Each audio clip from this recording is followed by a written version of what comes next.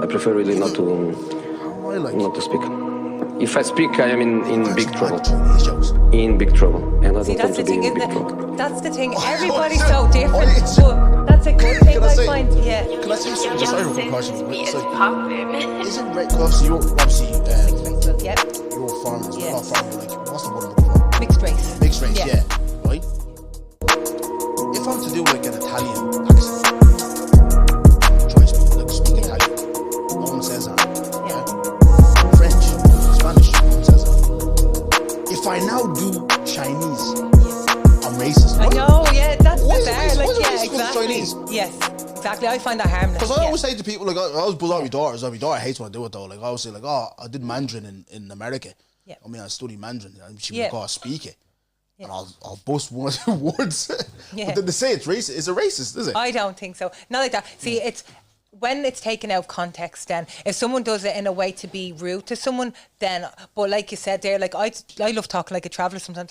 Sure, boy, don't go on now with that, would you? You know, do you know what I mean? Well, I'm not like slacking them because I love travellers, but yeah, exactly. Yeah, it's when yeah. it's taken out of context, then it's different. Yeah, I don't know. It's that Chinese one's very sensitive. I remember even in work, my boy, like I said, he was saying to me, "Nah, don't go like that's a bit." I was like, "What you? How? I can do a French accent right now. You're not gonna say that in a Spanish one. Do you know what I mean? Yeah. Well, when I do on a Chinese one, what? I'm racist. Yeah, like, do you exactly. know what I mean? Like, yeah. Have you ever done that little? No, I wouldn't even do it on camera because you'd get smoked. Like, I wouldn't probably get smoked now, but say down the line, like, you become someone like this, it would get flagged up, man. You know what I mean? Yeah. And especially with them, like, Yes. all the big businesses are with Oh, them, you they're know what I mean? very intelligent people. I love the way they are. They like school their kids so well. Like I've seen things that they do with the Chinese kids, right? And they have like, you know, the alphabet of stuff, and they literally flip that for the kids like when they're babies, so they register that real quick.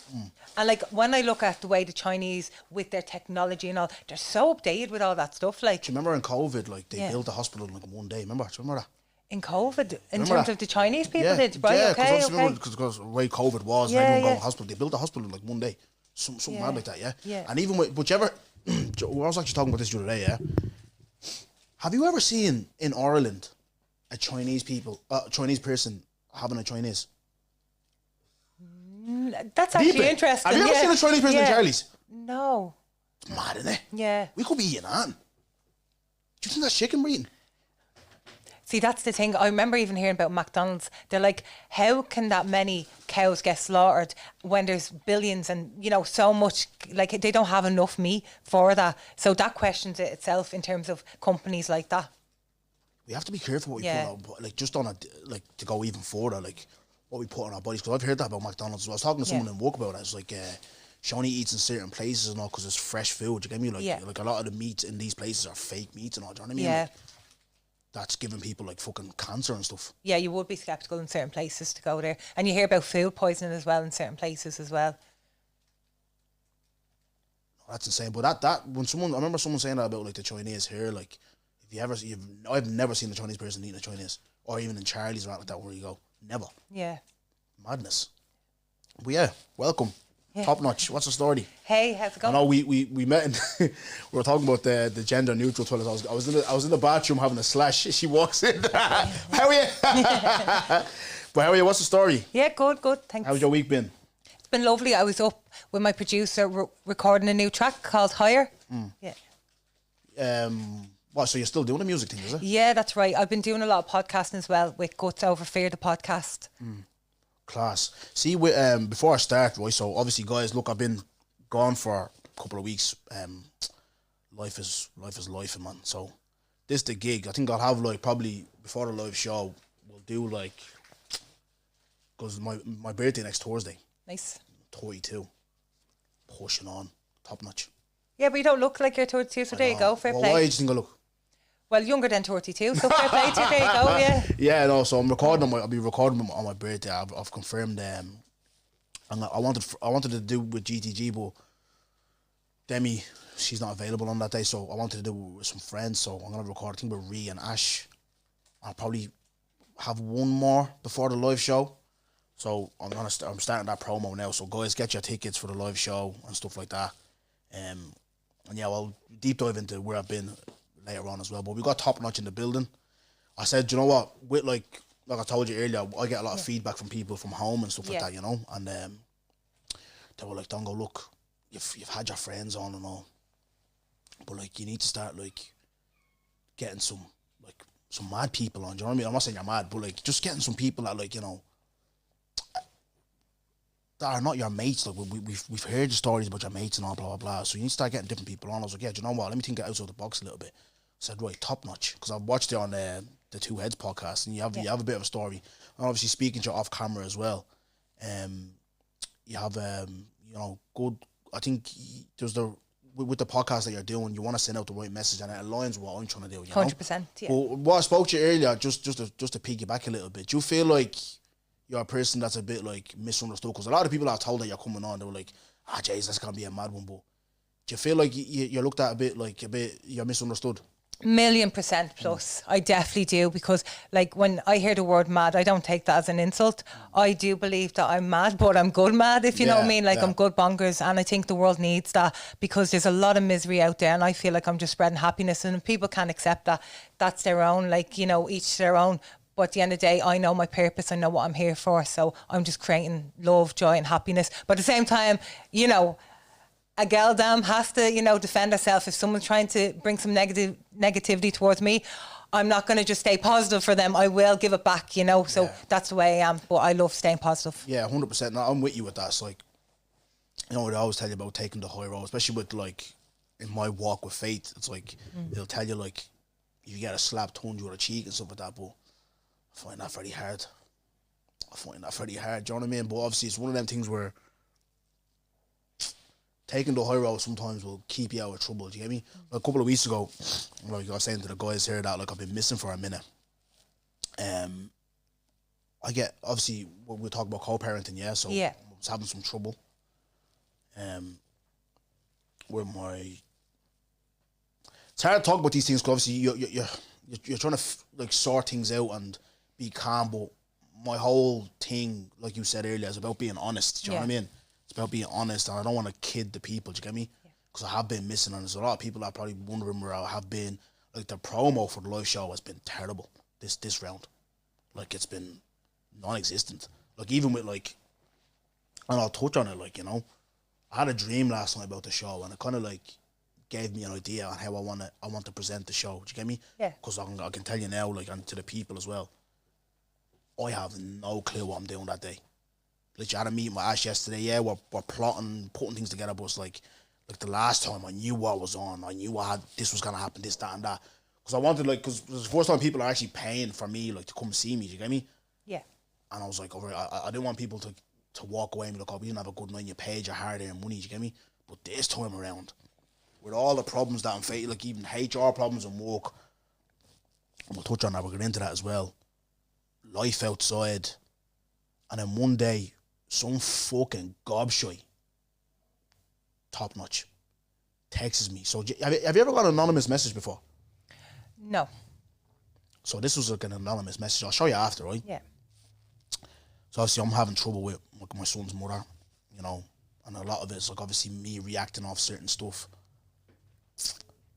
And I get a message. And it's like basically telling me like, yeah, like stay away from like one of my children and this, blah, blah, blah. From one of your own children? Yeah, just fucking, whoever this idiot is, yeah? And then basically just saying like, oh yeah, watch your back basically type thing. And like I remember I said like about like sometimes take the high road, but yeah, I don't respond well to threats, you get me? So I'm in my mum's and I said, you know what? That day I was just meant to like go get a tracksuit, go get a coffee and just chill, just get my mind off things because my head's all over the place. That was the plan, yeah. I crashed out. I was on the internet, just posting. I was like, right, whoever you are, anonymous, I'm here in Liffey Valley. I'm on my own. I don't care if there's 6, 7 years, and I just exploded. You ever have them where like, but isn't that mad? Explosion? That's the thing, isn't it mad how one thing, you could be having a fabulous day, right? Yeah. And that one negative thing just overloads all the positive things that's happening to you. And I totally get that, because last year was like one of the years that I look back and go, I'm not having another year like that. Yeah. 2025 is going to be a good year, you know, and I started the year with that. And I still to this day thankfully have, because, you know, I let a lot of things, you know, slide, and I let a lot of things, you know, affect me and my mental health. But this year I'm like, oh no. Yeah. I'm a woman today. I was a little girl and I was lost as a little girl, and people can look at me and say I'm this, I'm that. But you know what? I'm sitting here today, right, able to tell others that I've got through those struggles that a lot, unfortunately, my friends didn't. They didn't survive, and I still today keep their legacy through my heart, because I love them all. One went from suicide, one went from social worker, found her in a home, gone from drugs, left there for days in the house, you know, and this is one of my childhood friends. And, you know, like so many, like one passed away in a fire, you know, he did there a couple of years ago. So many of my friends lost their lives. And, you know, when we were kids, he lost at 17, like from just taking one E, that was it. The next day, you know, we all found out he was gone. And this is the thing, people think that you have to be normal in society, right? But how can I be normal when I've lived with these people? I've grown up with these people, only to like learn that they didn't get to have that lifestyle that they deserved and wished for when we were kids and used to hang out, because they never got that chance, that gift. And, you know, it breaks my heart, because a lot of people just see me out there and they think, oh, she's mad, she's this, she's that. I walk through life keeping those people in my heart, still continuing on day to day, on a daily basis, to get by, to help others, to inspire others. The reason why my heart's so in it is because I don't want to see another loss, another victim to the streets, another knife attack, another gunshot, you know, gangs going around thinking they're, you know what I mean, like, God loved them, but they're in that lifestyle, and a lot of them are good people, but because they're around certain people, they can't break away from that. So they're just living that life and they're about that life. But really, I've grown through that life and got away from it. I was part of those gangs, not now shooting and knifing and stuff like that, but I was, you know, circulated around the addiction and things that happened to me that I could have easily ended up, you know, in a bad situation today. But thank God I got myself out of that, you know. Just on the knife crime stuff, something I wanted to touch on. Did you see the incident that happened in South Ann Street there the other day, Club 22? Yeah, on Valentine's night. That's right. Was it Valentine's night? Yeah, it was Friday. Right. Yeah. What's your before I come in? What's your thoughts on that? When I first heard about it, it was just so sad. Really sad. I seen the video, like the footage went around, and it is heartbreaking. I know people are going to say, you know, he done this and he done that and stuff, but I'd rather know the accurate information before I start just jumping on the bandwagon and going, well, if it's been said that it is that way, because, you know, a lot of the media can, you know, turn things, and I know personally they can do that. Yeah, like for me, it's just sad. It's tragic that happened, you know, in Ireland. People are out on a night out, you know, it's a love night of all nights, and then we hear that someone lost their life, you know, in an attack. It is sad. Before I come in, I just want to say, because I haven't had my thoughts on it yet, and I said I'll wait till I come on the pod until I speak about it. Just obviously, number one, commiserations to the family, condolences, obviously love and guidance and prayers to the family, to the young man that lost his life. And I don't want to come on and bash the young fella, because at the end of the day, like, his life is now ruined as well. Do you know what I mean? Yeah. It's a tragic situation all around. But the thing I wanna speak about, instead of like coming on here and bashing people and having a rant and doing like dongo and no, there's no point. What I want to say with the little platform that I have is that let this be. I believe in the black scene anyway. Someone correct me in the comments or DM me or whatever if I'm wrong. It's the first time, because like you get it, like where people like after nights out, and I've spoken about it many times. I've done lives on it on Instagram or whatever, blah blah blah. But this is the first time I think I've heard like someone actually dying from a knife attack after a night out. You get me? Like Club 22, like I've been there so many times, and I had friends that were out that night. You know what I mean? And I saw, like you said, I saw the video myself. Like I was put in one of our group chats. I'm just like, this young kid, man, like, just going around swinging his knife at people. Like, what's in your mind? He shouldn't even be carrying a knife. Do you know what I mean? Like, just what is in your mind to go around doing that? And it's like, apparently, this is obviously what I'm hearing from the grapevine. My man that got killed, he was even just he wasn't even involved, trying to stop the fight. You know what I mean? Yeah. And it's just like, guys, like, I don't know, like, I'm a type of man, we talked about travellers earlier on. And obviously, they're not perfect themselves. But the one thing I like about them, though, like, there's honour in how they deal with their situations. Now, I'm not saying all of them do this, but from what I know of them, from their community, where, like, it's like, right, there's a feud, you meet up, scrap, shake hands, and walk away. What happened to the honour in that? There's no honour, and there's no... I think it's cowardice, man, going around carrying knives and stuff. Do you get me? How to deal with it, Like, that was shocking and scary. But I want to talk to you about something, though, like, further than that, because I've seen a statement from Black and Irish, and I haven't done my research on it, but I already know, like, I know how Irish people are, the reaction to it. Have you seen the reaction to it, like, where they're like, foreigners this, look at these blacks, look at this, blah, blah, blah, we're afraid to walk on our streets because of these people. Have you seen all that stuff? Yeah. And what's your thoughts on it? Yeah, like, people are just so quick to jump to, you know, like, they've rational thinking, you know, as soon as something happens, oh, it's all to do with that, it's all to do with that. You know, they'd never heard about this. One of my friends that does music, again, black community, I actually didn't know this about him, and like, it actually hurts me to have to talk about this because I don't really want to talk about personal stuff of someone else, but just hit home when you said that. When I went down, like, he teared in front of me and admitted something. I thought he was, you know, things are grand, he was happy, but he's going, like, still going through this stuff, and please God, he'll heal, you know, properly the way he deserves to. One night, all it took was one night, unfortunately, and he lost his brother. I won't mention the nightclub where it happened, but the security of there, his brother was out just partying that night. He wasn't with his brother that night, and, you know, he was being a good lad out, just doing, like, causing no harm. The security turned on him while he was drunk. Whatever way they, you know, pushed him, or whatever way, he hit his head on the ground. They left him there, and they didn't help him, right? He got up and he went home, and that was it. He never woke up, unfortunately. Do you know? And I remember, like, when he told me that, wow, like, I was just like, that is terrible. It's shocking that they're getting away with this stuff, you know. And, you know, again, he was just out for a night out. You know, I don't look at like, people shouldn't be racist because we're living in a world where we're travelling to their countries. So why should we be racist when we should be privileged to be able to go to a lovely foreign land? And, like, a lot of people pay to get that luxury of being in someone else's country, you know. So, like, it's not about it being our country, all that kind of crap. It's just about working together and seeing what's right for the future of the kids growing up. Okay, what I find personally is when they're bringing in migrants and people that aren't vetted, I understand that, because you don't know if they're criminals, their background, all that kind of stuff. But when you look at the aspects of the doctors and the nurses, the people that are saving lives are from, like, multicultural background. They're saving their families' lives, you know. They're doing a hard job to keep these people alive, do you know, and that is like, whoa, you know. So I think they have to stop reflecting of this, oh, it's because you're this colour, or you're that way, or you're this way. BS.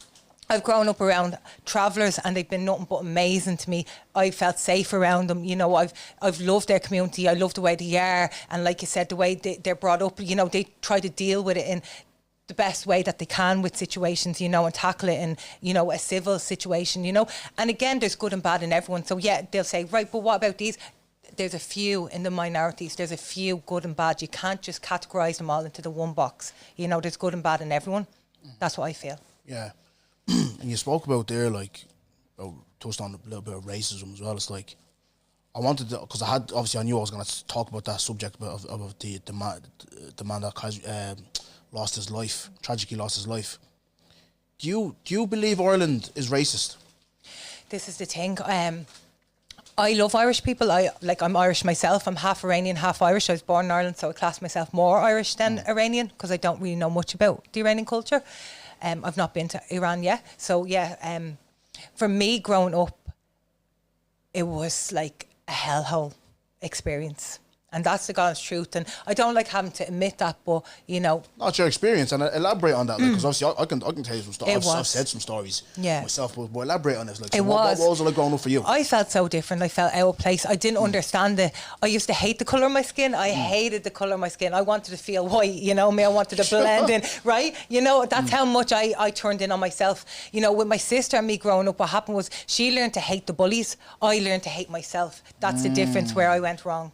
Do you know, unfortunately. And, like, due to that hatred, it built up, you know. My ma, you know, coming down from a broken family with my ma and dad, the marriage splitting up, I already didn't feel that love. It was like a lack of love in the family home. She had my sister, then me, and then my brother. So 3 kids, her left on her own, you know, breaking down a marriage. You know, her head was gone. She had a mental health problem, and I didn't understand that with my mum. I just thought she was angry towards me all the time. I didn't understand why she was stewing all this anger towards me all the time. So when I'm in the family home... Was it just towards you, or was it towards all of you? Really towards me. Why you particularly? This is the thing. I never got to understand that, but she was always really, the aggression was towards me a lot. Okay. You know, I was the middle child, and I know they always say the middle child always gets it the most, but yeah, I did.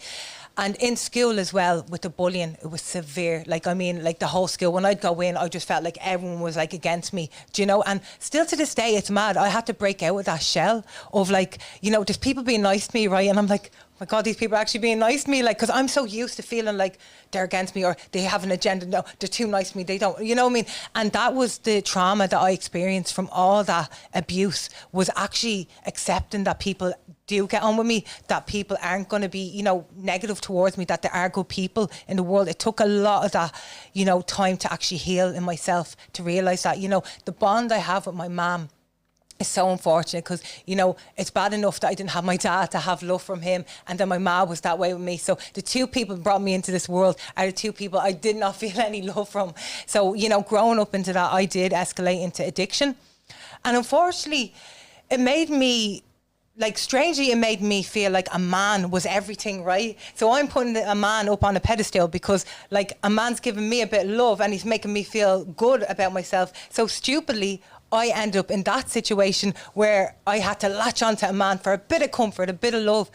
And it's only the last while that I look back and realise the lack of love in my family home is what made me feel that. Whereas, you know, the way you see these women, and I love seeing this in women, and thank God I'm like that now the last while, but you see these strong women that are like, that, you know, dumbass broke man. Like, I want to, it's not that I want a man that's rich, but I want a man that knows his worth in life. He's making money. He's, you know, sacrificing time to make things for the family home, bring back that, you know, to make our family life better. You know, good men in the world, you know.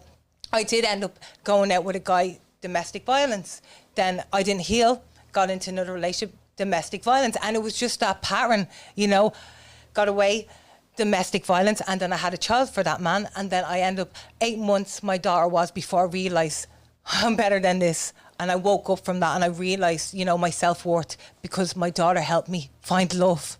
My daughter made me realise that, you know, I do deserve love, and the more I love my daughter, the more I feel love into myself. And yeah, my daughter doesn't realise it, you know, because she's only 6 now, but one day she'll actually realise she was the blessing in my life. She really turned that, you know, she really turned it around, you know, for me, really. Yeah, we were speaking off camera and you were saying that to me as well, that she was the catalyst to, like, the change in your life and how things have become very positive. But I want to go back a little bit. You touched on the addiction side of it, and I've heard you talk about it before as well. How heavy was it, and was it like being pregnant, is that what got you off the drugs, or can you just elaborate on that story there? So yeah, it was like really, really bad. I think I just didn't do acid, you know. I more or less touched on every drug you could name, unfortunately. And even today, looking back, I'm like, what? Was I that crazy in my mind? Was I that gone? But unfortunately, like you said, with the racism, I just felt shit. I was stuck in a world. I'm like, what is wrong with people? Why can't I just feel okay being who I am? Like, why do I have to, you know, it was so horrible the way that I was made feel by people. You know, these are humans. And yet I felt dehumanized. How were you, so obviously, like, I know you said, like, obviously it happened in school where you were being bullied and stuff like that. How were you introduced? Like, so obviously, I know it's a lot of, like, I've had it where, like, I'm at a party or whatever. Oh, do you want to sniff of that, blah, blah, blah, this, and I'm like, get away from me. I've had it even put on my shoulder. I'm wiping it off, the fella's snorting off the ground and all, do you know what I mean? Like, it's mad, yeah? How were you introduced into drugs? Like, who approached you? Like, obviously, you don't know names, but, like, was that a party? Was it obviously school? What? So, when I was around 14 onwards was when... 14? Yeah, 14 onwards. Sick. So, yeah, I used to live in the posh area, like Castleknock, right? Yeah, and then I remember my mum moving us to Blanchardstown. Yeah. So when I moved there, that's when the drug intake, all that started happening. So I was very shy and very timid as a child growing up. Like, I was very, you know, very quiet kid. Like, I wasn't very outgoing. But so you said you lived in Castleknock first, is it? That's right, yes. Oh, is that where the Castleknock Hotel is, isn't it? So Castleknock Community College, I would have went to that school, so yeah. No, because I'm going to that next week for my birthday. I'm going to that Castleknock Hotel. I'm going there to Mac. We're going. Yeah. So when I moved over to Blanchardstown, that's where I was around a lot of people that were like really bad on drugs. Yeah. And when I wanted to keep going out, you see, what happened was my sister, my brother wanted to stay in. They'd watch the Simpsons, right? Yeah. I didn't want to watch the Simpsons. I wanted to get out. I couldn't sit with myself, and I didn't realise that's what was wrong with me. Because of all the bullying in school, I felt like crap. I really did. Like, and sitting around my family, I just felt awkward around them. I was sitting there, and I was like, my mind was racing all the time. I could not just be still. I had to go out. And when I'd go out, I'd have these friends, and like, I classed them as friends, and like, still to this day, I love them. I love who they are, but I don't love what they were doing to themselves, if you get what I mean. Like, they were lovely people. We'd have to laugh. I felt comfort from them, but the things they were doing were wrong, unfortunately. And how it started was, so the cigarettes were the thing that starts you into addiction, I find. It's always the fags first. Yeah, we're standing around at the back of a wall, and we're all just taking a puff of the cigarettes. And once we got brave with that, it kind of opened that outlet. So then it became a thing with the hash. So what would happen is the gang of us, we'd get the lump of hash between us, and we'd all be smoking the joints, and that was our social environment. We'd be out in the forest, sitting in the forest away from, like, you know, everyone out there, and just sitting in the forest in there. We'd get like a little, like a stone or something. We'd all be sitting around a little, you know, stuff. We'd make stuff to sit around, and we'd all just hang out in there, and that'd be our little thing. Is just, or then we'd go into our friends' houses, and they'd have the hash box. They'd be saving all that, you know. So we were just all mad into the hash. That's what happened. And like, I remember this is what started the heroin intake at 14. I didn't take it for years after, but what I took 2 lines, being stupid, right?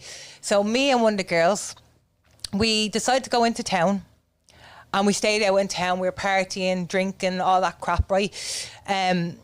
We wanted to walk back home because it was late. We missed our last bus. So we were planning on going back to Blanchardstown. For some reason, we end up walking into Ringsend.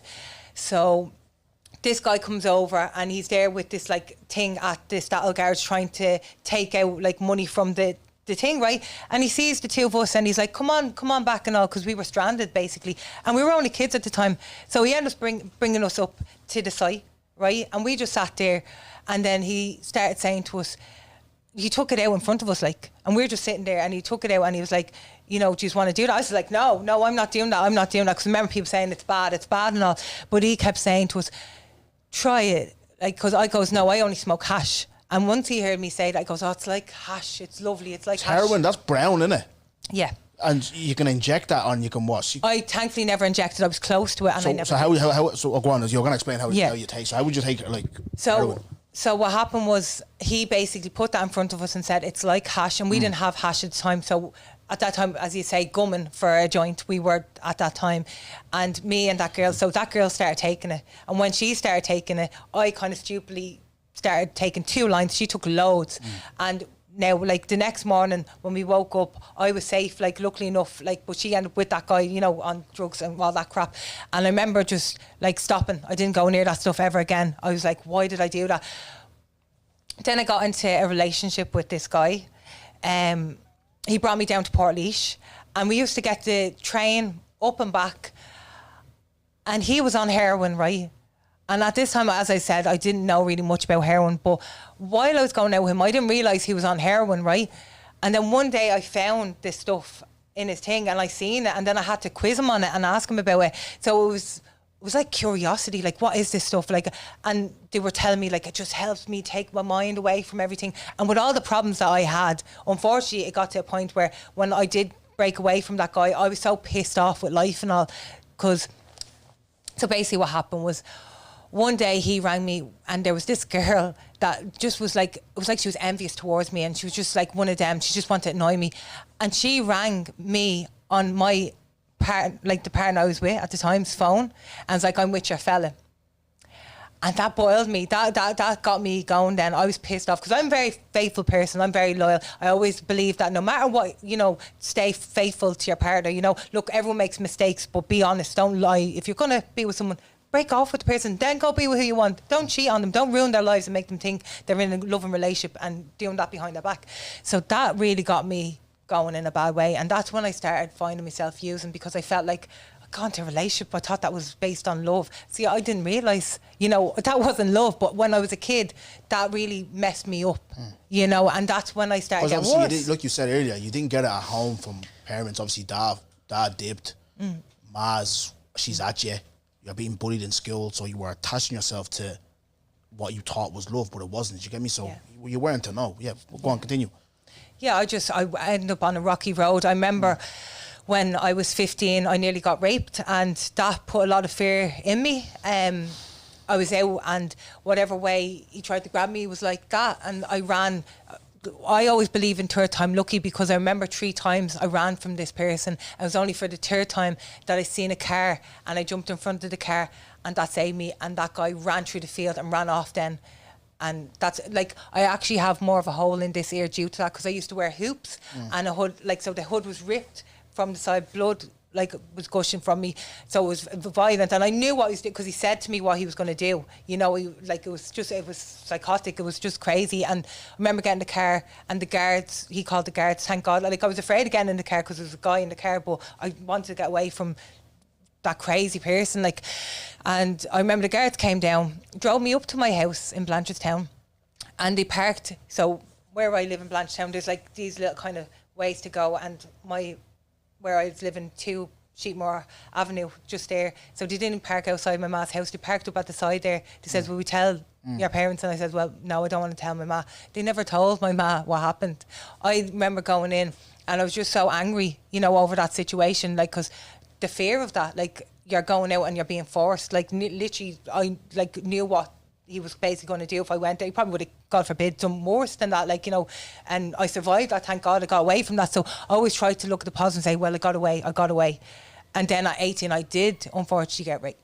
And that just set me off worse. So the addiction always crept in because, you know, I feel the love I was going to and being around people and the things that, like, the force that was happening to me as a young girl was just sickening. And, like, yeah, it was disgraceful, like, it really was. And, like, it was just so much to endure, like, as a little girl growing up. It really was. Those years, I went to college and I had to drop out of college, and then I really pushed myself to get back into college to do again, and they gave me the opportunity to get back into college, but just all the stuff going on, it was hard to finish college. I couldn't, you know. And the teacher was lovely, the people I was in the classes with were amazing, like, but what was going on away from college was just too much for me to handle. Like, that when that happened to me, I was 18. When that happened, I was in college at that time, you know. So I lost a lot of opportunities due to all that crap that was unfortunately going on in my life, you know.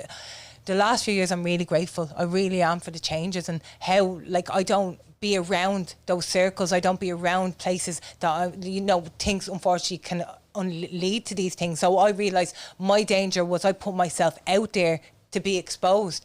And it's sad to say that now I just don't want to go out and be around, you know, at night going out. Like, if I go to an event, I recently went to G-Eazy's gig, but I knew I was booked in somewhere up the road and I was safe going back, you know. From now on, I'm very, like, vigilant where I go, you know, where I'm going to, you know, what places and stuff like that, because of the experiences that I've endured. Yeah.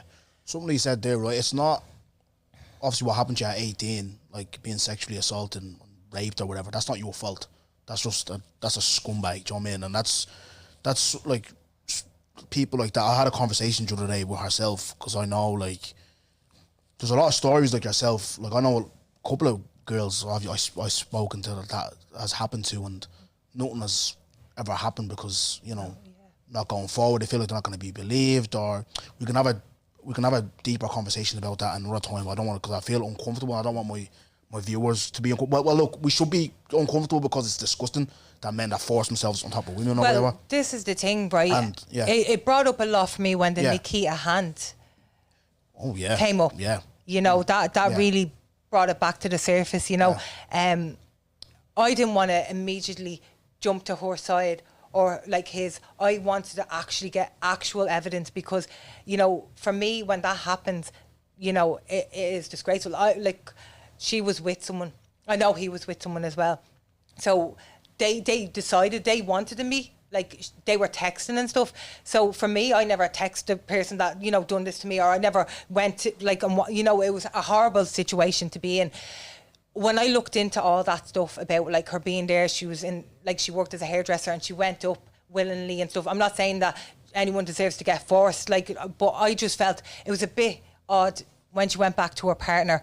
Of course, she's not going to say, "Oh yeah, I was off with Conor McGregor," you know, like she was hiding stuff, and I think it unled to her having to say that she was due to that. You know, a lot of people are like, "Oh my God," and all this, because of course you're going to feel you're going to feel hurt because of someone going through that. But if it hasn't happened, it's just really hard for people that have experienced it full on hand and never got justice for it either, you know, and has to live with it. And again, as you mentioned about being mad, of course you know, because I'm livid over that. Like, that I was so traumatized by that experience, unfortunately, how sickening it was, that, like, you know, when I seen videos with him in it, he was basically in town, this person that done it to me, and when I seen that, you know, they recorded him, right, basically about homelessness, and when I seen him on the telly, it brought back so much crap that I was like, how, like, what, you know, you can't escape from it, is basically what I'm saying. It's so horrible. I seen him in town and I had to ring the guards and tell them, like, he's outside HMV sitting there, this person, what he done to me, and it was horrible to go through that and relive that experience. They like, I never got justice. Now I know people say, yeah, but look, he's in town, he's homeless and all, look where his life has gone. But to me, that person shouldn't be there, because he can go out and do it to someone else. And do it to someone else. He's getting away with that. No, so 100. To me, that's not justice. And the point I was trying to make, like, is like, obviously like you talk about, like, the environment you were in, that's under your control. Do you get what I'm trying to say? Yeah. Whereas, like, I can resonate in certain aspects. It's like, I used to be in an environment where, like, and even now, like, I'm even looking at it now, because obviously there's a lot of soul searching I'm doing.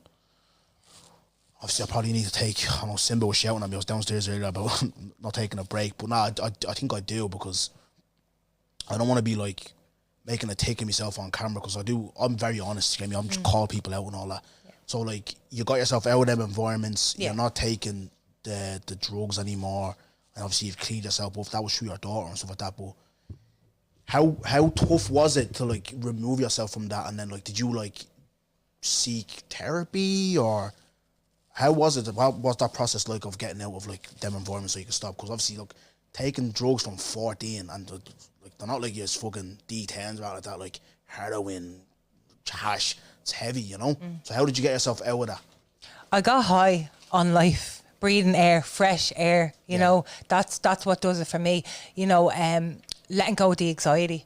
Because, you know, this is the thing. People can look at me and say, oh, she's this or she's that, or, you know, everybody has a past. Nobody's perfect. And I'm sure a lot of people that say things about me, if I was to delve into their past, they'd realise, oh, I can't actually talk bad about this person, you know. So, like, I stand up for admitting the truth. I'm not afraid to express who I am and what I've gone through as a person, because if that can reach out to a whole generation of people, because I know people say if you can just help that one person, but if I can help a whole generation of kids of today to not go through that, to actually go for their talents at a young age, strive for what they want, you know, if I can be that change, well then I don't care if I've gone through those experiences in life, because at least I can help a lot of people. You know, it's unfortunate, you know, that I have to go through that dark hole, but to survive and come out the other end, you know, and be that light for others, well, then I had to be that person, you know, and I'll take that on, because there's so many kids out there, and I do not want them going through any of those, the adversities that I've gone through, because that pain that I felt for so long, like, looking back and just being so grateful that I don't have to experience pain like that, because I will not. You know, I will not want to pick up that drink again. I know what it will start. I will not want to pick up that drug again. I know where it will lead me to, you know, and the people that I surround myself, you know, when they say people, places and things, it's so on point, because the people I surround myself the last while, like, I've always had those people around me, thank God for that, but I never stuck around them for so long, because I'd always go back and revert back to what I knew best at the time. Do you know, there was always good people reaching out to me throughout those years. They always made me feel important. They always support me. And I guess I was lucky in that sense that I had good people guiding me and supporting me through, you know, and that's why I want to be able to guide and support people to not experience those things, to not have to, you know. I was just unfortunate in the sense that I didn't have daddy telling me, daughter, don't do this, or him giving the fear in me to not go out and be stupid like that and do silly things. I did not have the ma that could guide me. She came from a different country, so she didn't know the culture here. She didn't understand it, you know. So when I grew up, I was starting over as a child that was meant to be born probably in Iran, but my mum and dad came here with my daughter, with my, not my daughter, sorry, with my sister, right? They came over here. And then they had me, and I was forced born here in Ireland, and then they had my brother, do you know? So the mentality that I had was fitting in. I was like, what's the story, all right and all? I was always that kind of young one and outgoing and bubbly and all. But unfortunately, my outgoing side and my vulnerability got me into trouble to myself, do you know? And it's the years of my mental health, you know, getting strong myself, letting go of giving myself guilt all the time. You know, I had guilt, you know, when friends would commit suicide, I'd feel guilty for them committing suicide, but it wasn't me. It was the person they were going out with that was, you know, giving them that pain and trauma. I was just a friend. Do you know, like, there's always that, like, you'd always turn on yourself, and I lost that. I've let go of that turning on myself because I realised, do you know what? There's people coming up to me, stopping me, saying, top notch, you've inspired me to go and do poetry, and they show me the place where they're going in and they're doing that and stuff. And there's people stopping me on Snapchat. A girl texted me and she said, you helped me through suicide. I felt so suicidal. I was getting bullied in school, these girls, but the stuff you told me just helped me so much. Do you know? And just to be able to help so many people, that is a gift in itself. What I can do for people, that makes me happy, do you know? So I can sleep at night, you know, whereas before I couldn't because I was just going through so much pain. You know, the truth is, what I feel is, hurt people, healed people, heal people. That's a bar, you know. And you know what? On that there, just because I remember being in school, obviously hearing about you, and we spoke off camera earlier, we were speaking.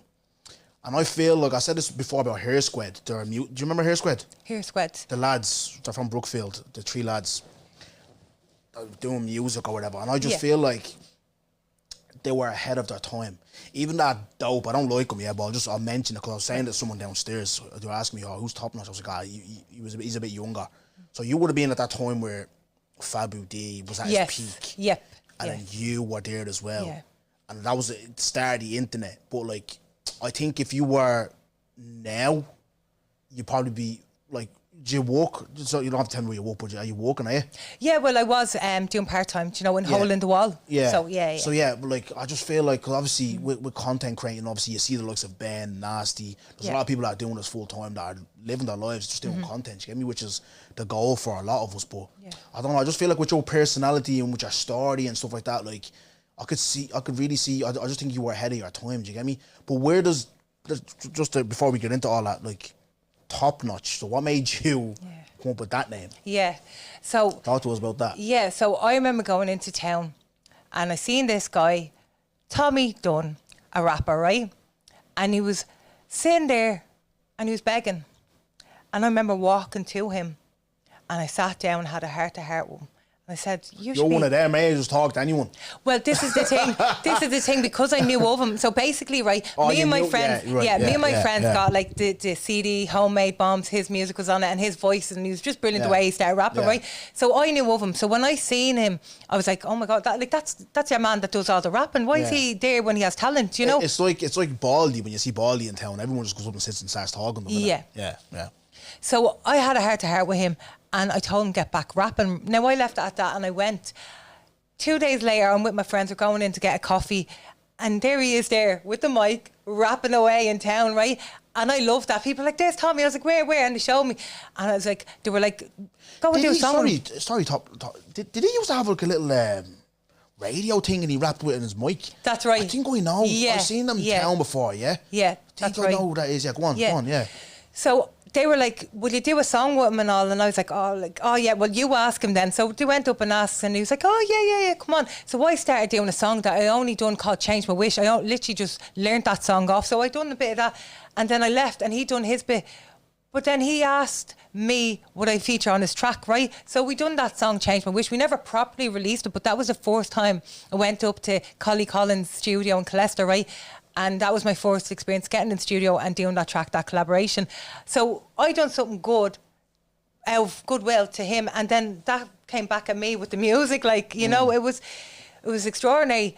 And, you know, that's what I felt. I love inspiring people, but the gift you get back just from doing good is amazing. It really is, you know. So I got in the studio and I started working with Slick Bullet. I started recording with Tony Roof Records, Simba, and I love that. See, then I realised that's where it's at for me. The studio, music, collaborating, I love it. You know, it's life-changing, you know, where I'm at. But top notch was what made you come up with that? And obviously, like I spoke to you earlier, so your original, what's your original name again? Yeah, so Arizu means a wish. Arizu, yeah. So that's your original name, like your mother gave you. But top notch, where'd you come up with that? That's the thing. So as I was saying with Tommy, so we started kind of like busking together in town, and we get a circle around us and all. It was brilliant, right? I loved it, right?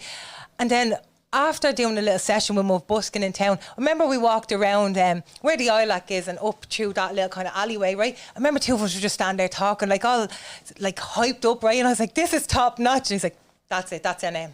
And then it's stuck ever since. No, because I was speaking to some people. I spoke to Ree yesterday on the phone, spoke to Ash, and I said it to Simba downstairs earlier on. They were like, top notch coming on. They were like, nah. They were just like, cause obviously you're very, very popular. But with that though, do you know at the time, so was it, you just kept going viral? What was it like at the time? Like, and you said earlier as well, people are walking up to you, showing you a lot of love. But so obviously with what you went through with the drugs and stuff like that, and you know, the unfortunate incidents with like the abuse and stuff like that. What was that like though? Like you said earlier as well, people actually like me. Do you get me? This is weird. What was that like, getting a lot of love? And obviously there's another side to that as well. There's abuse and hate as well. Yeah, what was that like that's the thing, right? So, you know, at the beginning, when everyone was stopping me for photographs and there's top notch, beep, beep, you up, top notch legend, I was getting mad nervous. And so I was like, I wasn't able to take that all in. I was like, I was mad nervous. You know, I'd be walking real with nerves. All right, yeah. But then after a while, the more I started realising like the impact I was making, I started being like, yeah, I get that now. Do you know? And I take it now, I accept it now. Do you know? Yeah. So with that though comes, obviously what I spoke to you about earlier about like the abuse as well.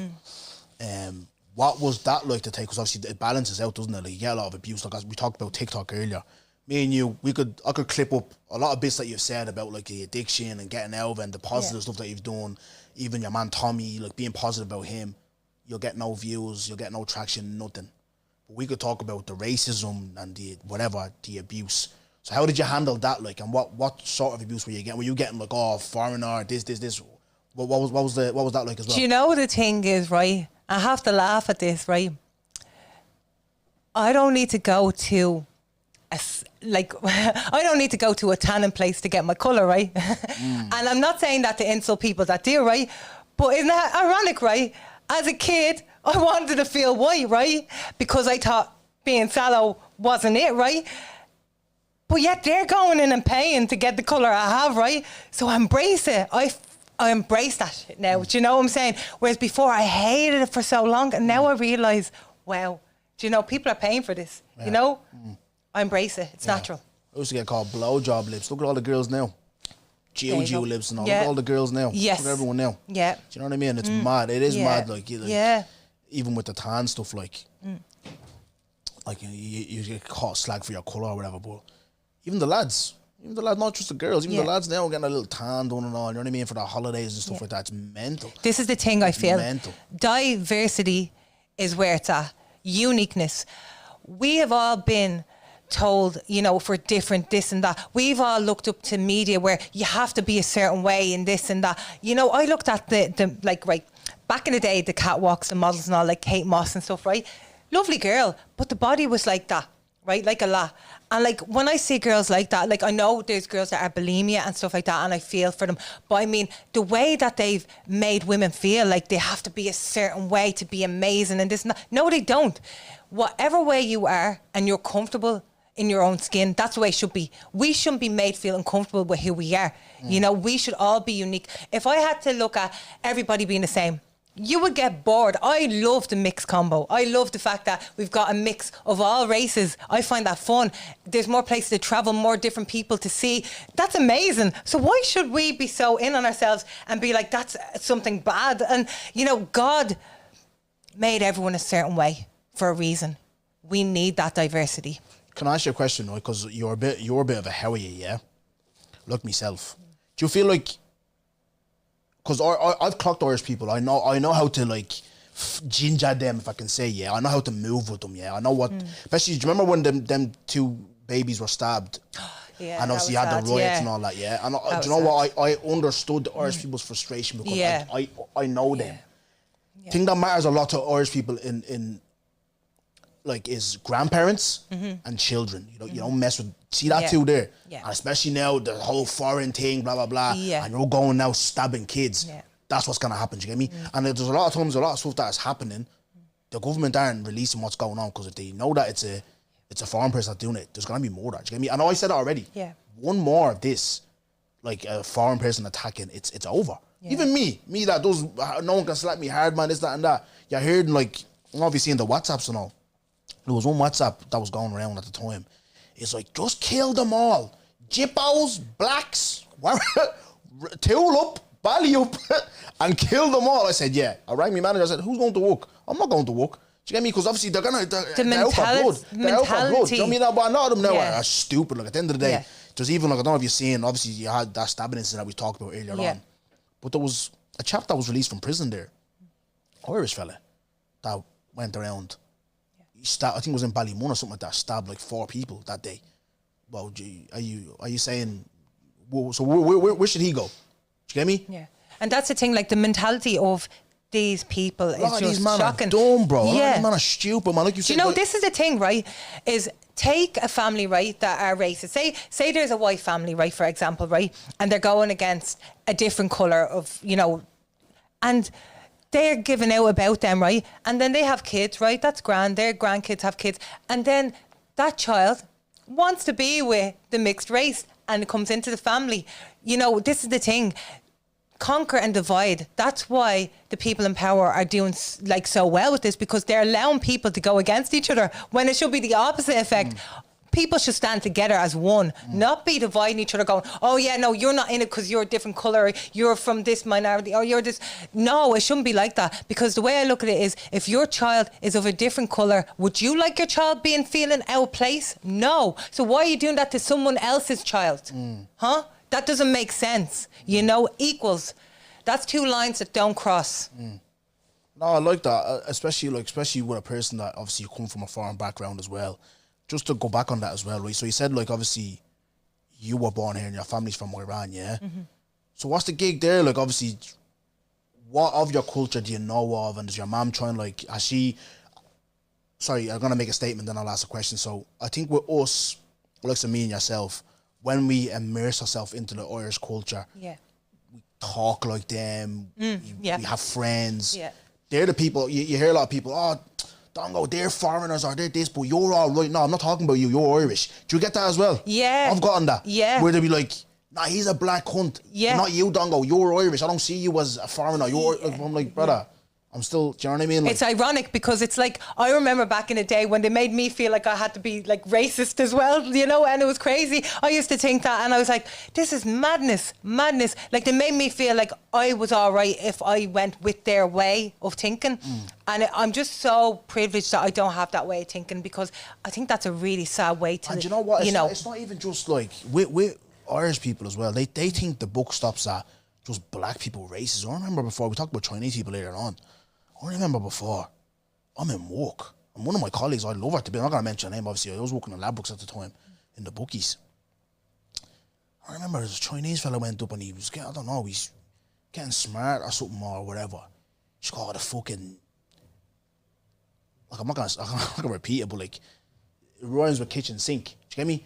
Called them that, and I'm just thinking, like, you can't say that. Do you get me? Yeah. So why are you, sorry, it wasn't my colleague.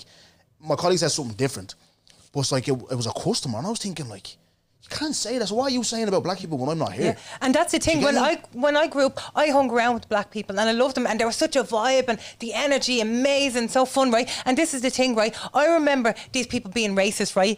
And who did they listen to? 50 Cent, man. They love him, idolise him, but yet they're trying to be racist about it. You know what I mean? Crazy. Like, you look at the game and all, they go to his concerts, love him, but yet they still want to try and be racist. Like, this is the thing. I feel there's a little bit of enviness of them, because, they see how they live and the culture and nice, and like, because the way they're brought up there, you know, the way they were brought up was different. You know, I like even the films that they watch. Oh, black people, they all love it. They love watching This Is Friday, all this, you know, it's brilliant, and they love all that kind of stuff. So I think it's just a mentality. They do actually like, you know, black people, but the thing is, they're brought up in such a way that they're feeling they have to be against when they're not. Yeah, you know, you're spot on there. It's definitely how you're brought up. Even me, like I said, I've been abused by both, like travel, like, whatever, anything. But my mindset is just like, at the end of the day, it's not everyone. You can't paint everyone on the same. But like, some of the best people that work with me are white people. White people were the ones. I remember when I was struggling to get a job. Yeah. I remember, I always go back to that Ladbrokes time. People who listened to me proper. It was 2 Irish lads that helped me get a job and helped me be stable. Do you know what I mean? Like my teachers, my coaches, some of my teammates, some of my best friends in life are white. Do you know what I mean? That's so the thing, obviously there's just some things that you have to call out and how you see it. Do you know what I mean? Like, yeah. But I wanted to ask you, like, so how much of your culture do you know, and does your mum like try and teach you? And is there plans to go back to, you know, Iran in the future? And then obviously we spoke earlier about like your father. When's the last time you had a conversation with him? Yeah, so that's the thing. The last phone call I had was stopped because of the father of my baby stopping it, and that was the last time I got to speak to my dad. My dad actually did try to, you know, my uncle got his number from me online because I, you know, put up a post and I was like, I really miss my dad, I just wish I could see him. And my uncle from Texas seen that, he says, I have his number, you know, and I was like, right, grand. I gave my number over to him, and then I got a call from my dad, and we spoke before, and it was lovely. Then when he rang me again, we had a video call. Now, look, he was talking about my ma in a bit of a bad way. You know, of course, when you split up, I've heard you speak about that on the pod, yeah. Do you know, so that was like my last time speaking with him. And this is the thing, the sad truth is I actually don't know where he is, if he's, you know, still here. I don't know, but I'd love to be able to meet him one day. I really do. That's like something that I really just want to do, see my dad, just to see him, you know, just to talk to him and hug him. And, you know, like, I don't care about what he's done in his past. As I said, everybody has a past. You have to move forward from that and not get stuck in the past. That's how a lot of people are stuck, because one bad thing unfortunately happens, and they don't want to let that go. They don't want to just go, do you know what, there's nothing I can do, and it sabotages their mind because they're years and years stuck with that same thing from like 15 years maybe. I've let it go. I used to have a bit of anger towards him because I always thought if my dad was around, the abuse, that stuff wouldn't happen to me. You know, unfortunately, I can't blame him. Things happen, unfortunately. I just want to know my dad, know a bit more about myself, because I feel that's where I kind of went wrong as well. I didn't know who I was, my background, you know, my family life. I didn't know none of it, you know. I don't want to, because she'll probably speak about it on like when she comes up here, but I've had conversations where I find it mad that, like, you know, when, like, how long has your father left your life? Sorry if you don't want me Since asking. I was 8, yeah. Since you were 8, right? It's always so say for instance, right, like in my life growing up, a lot of us, like, I'll speak for myself, I won't speak for other people. Like, obviously, in an African household, you think your dad's being a certain way. Look, I wasn't allowed, I remember when I got with my child's ma, the first child, I wasn't allowed to have a girlfriend. She was a secret for 2 years. I wasn't allowed outside. Well, okay. I missed a lot of football because I had to go to church. I just felt like my dad like hated me. So I grew up hating him or whatever. I mean, that's a lot of people. But obviously, then you grow up, you understand. Look, it's just schooling you and educating you. And I say 95% of the things that my dad was telling me and how he was schooling me, he was right. You get me? Yeah, you understand. But I always find like the people that their fathers leave, I find it interesting that they're chasing them type of thing. It's mad, isn't it? Yeah, yeah. Like, where I think it'd be like, no, fuck you left, fuck you type of thing. Do you get me? I know, yeah, because my sister was never really caring about him, and my brother just, you know, accepted. But I was always just like, I want to know my dad. Where is he? I was always determined to find him. Like, yeah. And like, how much do you see the language and all? How much do you know? Like, do you know what? If I do, yeah. So when I was a kid, because my ma would speak a lot of Iranian, I learned it fluently. So I know how to speak it fluently. I remember going to the Mike Tyson show in Hawaii, right? And that was my first ever holiday and playing. I was bricking it, but I finally got the courage to go, right? I was pregnant at the time. So booked the tickets because father my baby, mad fan of Mike Tyson. On his shoulder, Mike Tyson, you know. So I says, I'll do that as a nice gift for him and just bring him over, you know. We went over to Hawaii, and that was, you know, for me, that's like when we went on the trip, it was amazing, like absolutely amazing, right? But I remember this couple went by and they're speaking Iranian, right? So I was like, that's my ma's lingo, my ma's dad's lingo, right? Lingo. Yeah, right.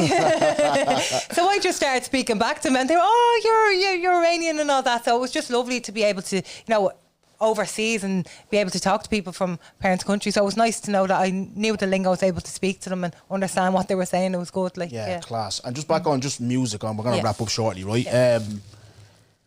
So what's the gig? So how successful was your music? Like, how far did you go? I seen you on the Tuberty show. I was on your Facebook yesterday, actually. So I said, that's how I'm going to have a little look. Because obviously, that's where a lot of your stuff was. Seen you done the Tuberty show and stuff like that. So how, like, successful was it? And are you still pursuing music now? And, like, where do you want to take it? Like, and stuff like that. Like, obviously, I know you do a podcast as well. So, because I see you more, you know, even for yourself, I think you should continue doing what you're doing, like, jumping on different pods. And hopefully you get more opportunities, like, to go on different pods and stuff like that. Because I feel like you have a positive voice and you've been through a lot. And you can be a very positive influence for people. But where are you still doing the music thing, or what's starting there? Yeah, so that's the thing. The stuff I done before was mainly hip hop, rap, all that stuff. I write my own lyrics. I'm a lyricist. I feel with singing wise, I think gradually more. I think the music that I'm doing now at the moment is much better. Like, I've got songs called Attracted to You, More and More. I've got a vibe in that music, you know. There's a new one that hasn't been released yet, Higher. So yeah, I'm feeling like the music stuff now. I feel like I'm evolving in the music with that. It's just really getting it out there for everyone to listen to. Now, the people that have heard it, you know, they loved it and they were like... Without being, this might come across as a bit mad, but let me be blunt, right? I haven't listened to you. I remember you sent me a message in, and cause obviously, like, the perception I had, not like, obviously, oh, she's a dope or whatever, but it was like, why is Top Notch texting me? Do you get me? Because obviously I thought, like, this mad person, but obviously getting to know you in a sense of, I remember watching the podcast with the lads. I was like, Grant, come on back. Who could I really have a conversation with that would be interesting? I said, yourself. You sent me, this was in May 23. Your Name, your song, yeah? Yeah. I'll probably have a listen to it later because I'll never open it until I texted you today, right? But how are you good? That's the thing. So I wrote that song when I was in Amsterdam. So it was out, and then when I got back to the hotel... Look, if I listen to... I know... sorry, just to make my question clear. So, like, so if I went to listen to this, am I going to be like... Am I going to delete my app on my YouTube, or am I going to be like, oh, she's all right? What's the story? Do you know what? If you want to put on one of my songs there now and just have a little listen, and then you can get an idea there, I'd be happy with that. So the Attracted to You song, if you want to put that on... Are you on, like, Apple Music or Spotify? So, yeah, Spotify. Spotify. Oh, because with Spotify now, I haven't got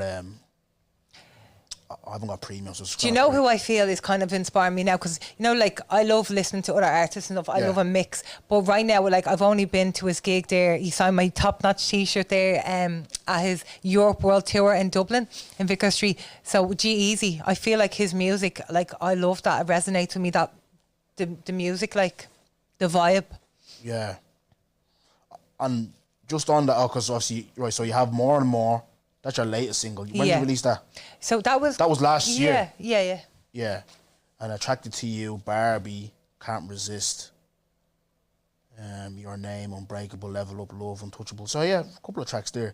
What would you say would be your best track? Yeah, if one put the Attracted to You, it's a basic house tune. So. Right. Katie, you always be an artist. I want your thoughts on this as well. That's not the song, though. Is it not? No. Well, so good, because that's the only one that's there. So Top Notch, Attracted, number 2, and the letter U. Yeah, that's it. That's what I was on. Oh, shit, no. What the hell? Now it's going on to one. I don't have a Spotify Premium. Hold on. If you want to go onto YouTube. Top Notch. Artist. Yeah, my music, like, it resonates with, like, how I'm feeling. This one? Yeah.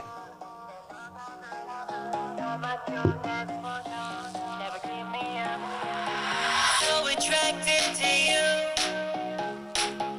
makes me wanna pursue just you, just you, just you, yeah, you, only you. This is what I waited for. Candles out up. You're my cure, that's for sure. Never give me up. Your lips soothe my soul. Feels like my heart you stole. One kiss is not enough, but your love is good enough. Whenever, wherever, we can be together. Cause you and I know how to make it work. So attracted. Yeah, so stuff like that. Do you know what? I like the beat. It just like it wouldn't be my type of thing because obviously, look, I'm peculiar of what I like. Do you get me? But summer vibe, innit? Because it's summer vibe, yeah. Yeah. Yeah, and it's always like it's in like your music is in relation to like. So are you like just doing that in a sense of like are you talking to someone particularly, or are you just writing freestyle writing? No, so that's the thing. Like, I feel with music, it's how I feel in the moment about lyrics and stuff. And basically, why I wrote that song is because a lot of songs is like, oh yeah, I went off with this bitch, that bitch, had a threesome, all this crap, right? And I'm like, if I have a faithful like partner, I don't want him listening to like cheating and doing these things, right? But that song's basically saying just you, only you. So basically, it's like what I find is music is messages to people. You know, a beat is wonderful, all that, but you're literally listening to lyrics. Like, you know, when you're listening to people and they're talking about, I knifed this person, I chopped this, blah, blah, blah, and people are listening to that. You know, again, people might think it's harmless. Okay, yeah, it's harmless when people aren't getting knifed, but people, unfortunately, the circumstances, people are getting knifed, you know, and I believe what I put in a song, you know, it can resonate with people, it can relate with people. So when I write a song, I write it from how I feel, but I know it's going to relate to an audience out there. You know, when I'm thinking of performing on a stage, I'm thinking of who I'm performing for. I think, if I'm being honest with you, you'll make a bigger impact with... You have a podcast as well, yeah? That's so tell right. the people where they can find your podcast, first of all. Yeah, so it's called Guts Over Fear, the podcast. Yeah, so what's that, like, what's the conversations there? What's the mood like there? Yeah, so myself and Matt Cullen, we basically get on really interesting guests. So I've been getting on like guests from the UK about against knife crime. Wayne Webster, we've got on John, well, we will be getting on him. I'm not going to mention his name as a guest. We've got like Neil Murray, he's a taxi driver. He's very well known. He's really a good person. He's speaking out about stuff like loads of people about homelessness and things like that. Dean Kenny, yeah, we've got loads of different guests on the show, and Brad from Manchester, Brad Robson, so he spoke out about like what happened to him as a kid, which a lot of guys would never really want to open up about that stuff, but he did on our sexual assault and stuff. Yeah, he did when he was only a young boy. Like, yeah, bless him. Do you know, like, and for me, it's heartbreaking that he has to admit that stuff, but it's what he can do to people that are going through that, and they like, you know, to help them. Yeah, to help them out of that. Yeah, so what we speak about is stuff that people don't really open up about, and we just try and help, and like, you know, it's to make a change, make a difference. That's really why I do what I do with the podcast. Yeah, no, 100%. And I feel like, just as my own advice to you, I feel like you'll make a big impact with speaking. And, you know, I've said it before, there's more podcasts than fucking gaffs these days, you know what I mean? Yeah. So that's a little avenue there for you. Sick with that, because see, with music, man, I've had conversations with Simba before as well. Like, you're not really gonna, like, if you want to make money, it's not really music, do you get me? See, that's the thing. I love music for... You do as a passion, like, yeah. But yeah, I think there'd music's be always more been there with impact me. from you if you do I used to be the girl that would walk into a room and I'd be so confident that everyone that's sitting down all shine, all, like, have them all up dancing and everyone having a vibe. Do you know, I was that person. So for me, like, rapping, I don't think I'm an amazing singer, but rapping, like, myself and Slick Bullet done the Level Up track, and everyone's like, oh, level up. They love that one. I think rapper, like, that was my initial, like, what I was, my mark on who I was growing up, a rapper. But I did evolve into doing music, like in terms of the house music, all that. For me, where it's at is, like you said, I'm not really, like, I'm just doing music for the love of it. But where I'm at is DJing and music production. Yeah, I heard you saying that. Yeah, you're doing the DJing as well. There's a lot of people, that's a big market that's opening up as well, yeah. But, no, look, at the end of the day, look, like I said, it's a good one. It's good to come back like this and have this kind of impactful, powerful conversation. And I do wish you well. And I just hope that, like, your story continues on to inspire people. Do you get me? This is the thing. Like I said to you, like, the dream that I had during the night, just in relation back to the live show, which is in three weeks from today. Nice. I had a dream last night. Obviously, I've been worrying because, like I said, there's a lot going on in my life. Friday, I had a meeting with HR there, and I thought, like, I was going to lose my job. Do you get me? Obviously, the job market's shit at the minute. Right. Obviously, I've been updating people what's been going on and stuff. But now, look, they gave me a bleeding final warning. It's on my file for 2 years. Yeah. They told me as well, like, so we base our raises on performance based. So say if they raise say if they raise our salaries by 10% next year, I won't get it.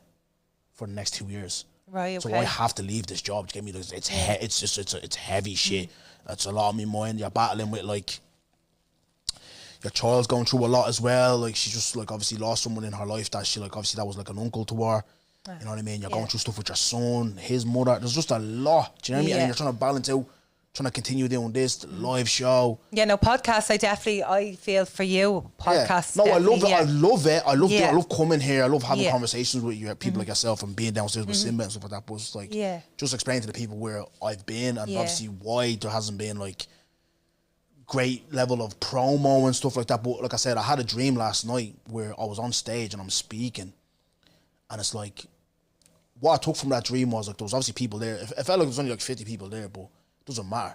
50 people still turned up for me, and I still showed up with all my problems that I have. So it kind of gave me that kick. It's like, you know what? Still do what you're gonna do. Show up for them people that are loyal to you, that do listen to you every single week. You know, and then obviously just for yourself, because what is, look, I talked to you about purpose here. Why are you doing it? Everyone has different reasons why they're doing the podcast. Some people want it to be their 5 to 9. Some people just want to do it just to speak to their friends. Some people want to make an impact. That's where I fall in. Yeah. So other people I've spoken to, money, and I get that fair enough. Do you get me?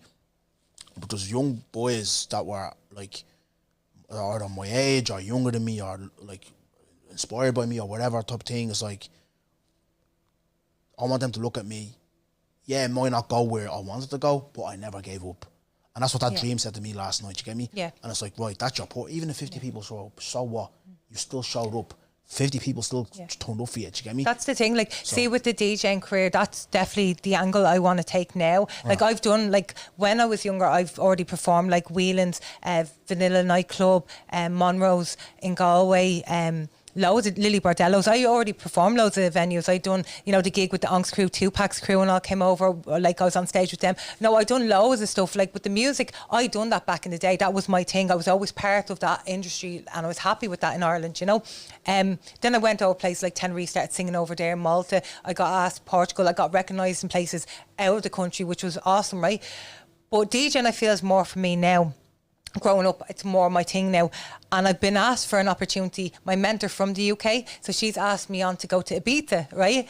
And this is the thing, I've never been there before, but I'm very psyched on this opportunity. It is going to cost me money to be in the accommodation, to get more advanced DJ skills, all that kind of stuff. So for me, money isn't, I'm not looking to get money off people.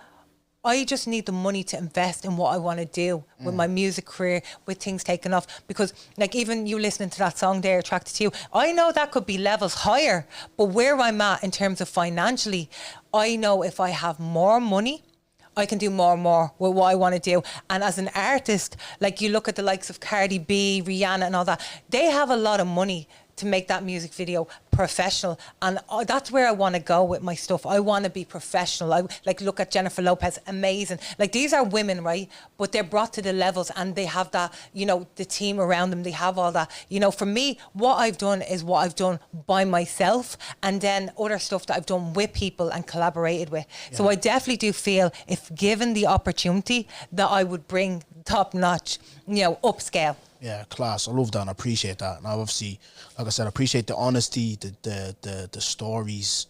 You know, it's a lot of dark stuff as well. Obviously, a lot of loss. Just a lot, man. And obviously, people get to see another side to you. But obviously, they probably expect this to be a bit of a mad thing. But it's like, nah, just a person just opening up on what she's been through in her life, you know. And obviously, she's come out the other side healthy. You look healthy as well. You look well. Do you know what I mean? So fair play to you on that. I wish you well, especially with the kid and obviously the co-parent. And I know what that's like. It's not easy. Do you know what I mean? And yeah, the last thing I want to ask, so I do at the end is, like, my guest gets to ask me a question. Okay. So any question you want to ask me. Yeah, well, I you can just ask me. want to say fair play for what you're doing. You know, I've watched a few of your podcasts, and Yeah, I you told think, me earlier, yeah. I think Thank it's you. lovely what you do, definitely. You know, and like, you know, like, I'll touch upon what you said about the dream. Dreams stay dreams until you turn it a reality. So when I seen the poster, that was enough for me to go, that'd be somewhere I'd love to go. Do you know? And that's me saying about it, right?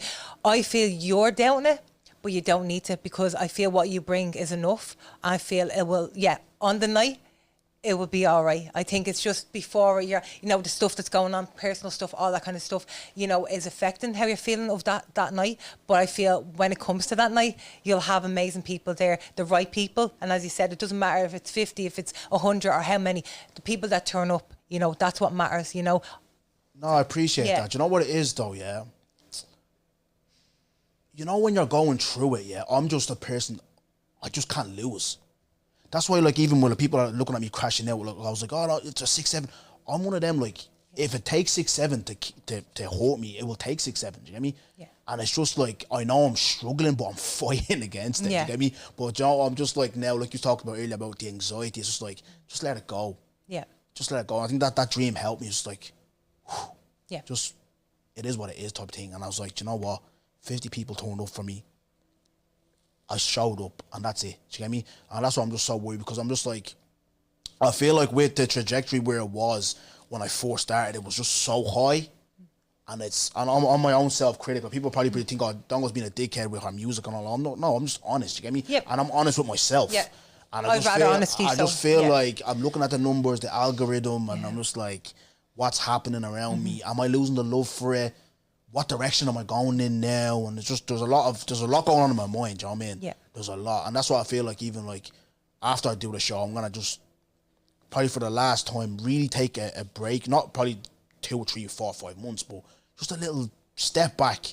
Like come to the studio when the boys are recording, the girls, go to some shows and go and figure out, is it really what I want to do? Do you know what I mean? Going forward, because like I said, at the minute, I just need to sort me out first. But like I said, the people who are loyal to me or whatever and watch me, they deserve a show, do you get me? And get that show. But they deserve the best version of me, do you get me? Yes. But oh, sorry, just to finish, have you got a question for me or that it? That's it?